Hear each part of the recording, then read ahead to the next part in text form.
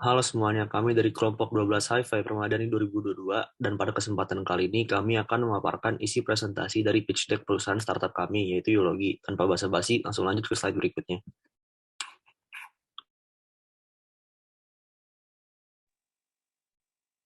Baik, kali ini saya akan mencoba untuk memaparkan company overview dari aplikasi yang kami buat, Yologi. Jadi Yologi ini merupakan pelayanan berbasis teknologi dengan tujuan untuk mempermudahkan koneksi antar pemilik UMKM, usaha mikro, kecil, menengah dengan calon investor yang akan menginvestasikan dananya ke UMKM tersebut.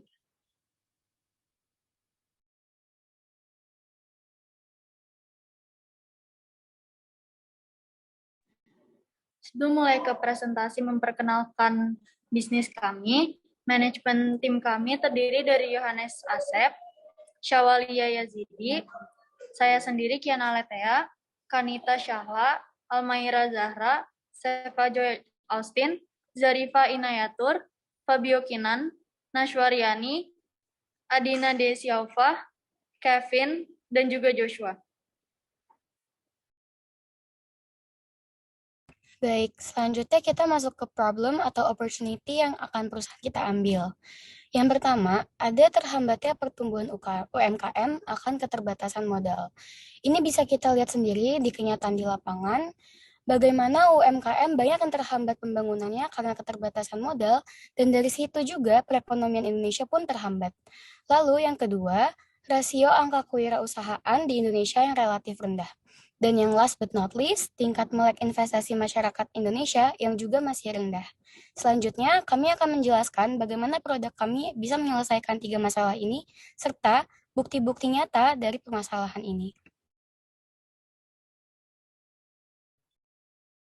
Untuk mendukung permasalahan tadi atau problem tadi, kami menyediakan data-data sehingga dapat menunjang problem kami. Yang pertama itu ada indeks kewirausahaan di Indonesia itu masih rendah.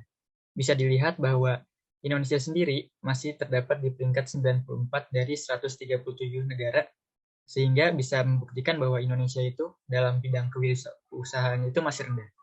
Dan juga bisa kita lihat di jumlah investor pasar modal di tahun 2022, walaupun mengalami peningkatan yang tajam dari 2018, tapi nyatanya bahwa investor di Indonesia masih kurang dari 10 juta orang. Yang bisa kita bandingkan bahwa di Indonesia sendiri penduduknya berjumlah 200 juta dan bisa membuktikan bahwa investor di Indonesia itu masih sangat rendah.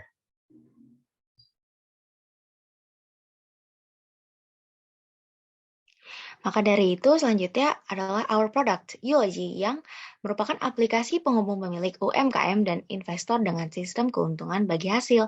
Nah, Yologi ini juga untuk mendorong kelayakan kerja serta pertumbuhan ekonomi.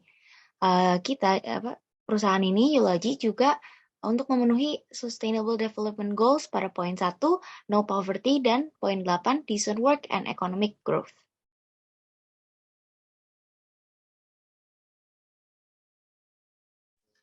Selanjutnya, saya akan menjelaskan tentang bisnis model dari perusahaan kami, Yologi. Pertama adalah key partner dari bisnis model kami, yaitu UMKM, investor, application developer, dan authority di sini adalah OJK. Selanjutnya ada key activities dari bisnis model kami.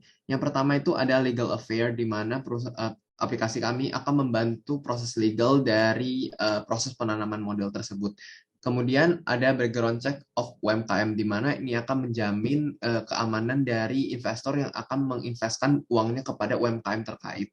Dan selanjutnya ada fund management, di mana perusahaan kami akan membantu pengelolaan dana dari investor kepada UMKM terkait.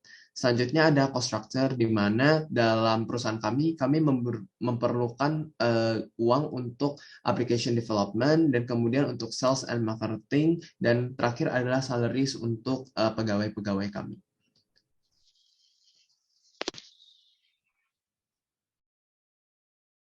Nah, baik, melanjutkan dari bisnis model sebelumnya, selanjutnya ada key resources atau sumber daya yang akan kami gunakan, yaitu platform mobile app-nya sendiri. Selanjutnya ada revenue streams atau sumber pendapatan yang akan kami dapatkan. Kami akan mendapatkan dari administrative fee atau 5% of business profit. Selanjutnya ada channels atau sumber atau saluran yang akan kami gunakan untuk menghubungkan kami dengan para pengguna, yaitu ada mobile app, dan social media marketing.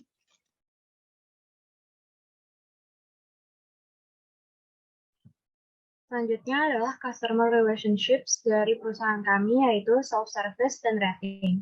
Dan channels dari perusahaan kami yaitu middle to upper class atau kelas menengah atas yang biasanya mencakup pengusaha atau orang profesional. Yang kedua ada low to middle class, kelas menengah bawah yang mencakup pegawai kantor dan orang-orang semi profesional.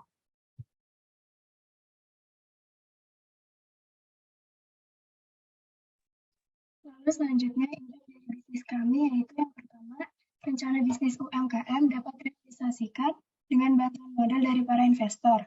Yang kedua, proses pendanaan yang mudah dan aman dengan keamanan legalitas secara penuh. Dan yang ketiga, mendorong rasio kewirausahaan dan juga perekonomian Indonesia.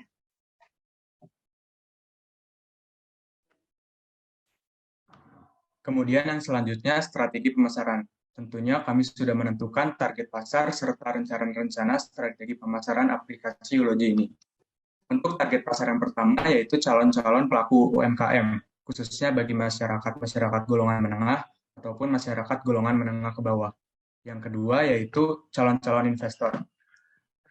Kemudian untuk rencana strategi pemasaran aplikasi, kami akan memanfaatkan platform media sosial seperti Instagram Ads, Facebook Ads, dan akan memanfaatkan fitur-fitur promosi yang lainnya yang ada di platform media sosial. Karena berdasarkan data dan pemasaran berikutnya itu sosialisasi dan penyuluhan langsung ke masyarakat tentang Yulogy, khususnya pada masyarakat golongan menengah ke bawah yang berpotensi dapat membangun usaha mereka sendiri. Karena berdasarkan data yang ada, tingkat melek teknologi khususnya pada masyarakat golongan bawah masih rendah, sehingga dibutuhkan penyuluhan langsung untuk memperkenalkan aplikasi Yulogy dan memperkenalkan produk yang ditawarkan Yulogy kepada masyarakat.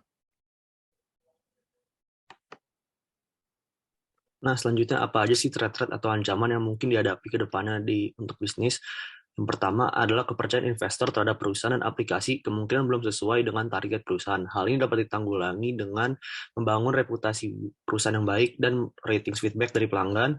Kedua, pihak UMKM belum pasti menguasai teknologi atau dapat mengoperasikan aplikasi dengan lancar. Hal ini dapat ditanggulangi melalui sosialisasi yang dilakukan di go-to-market plan.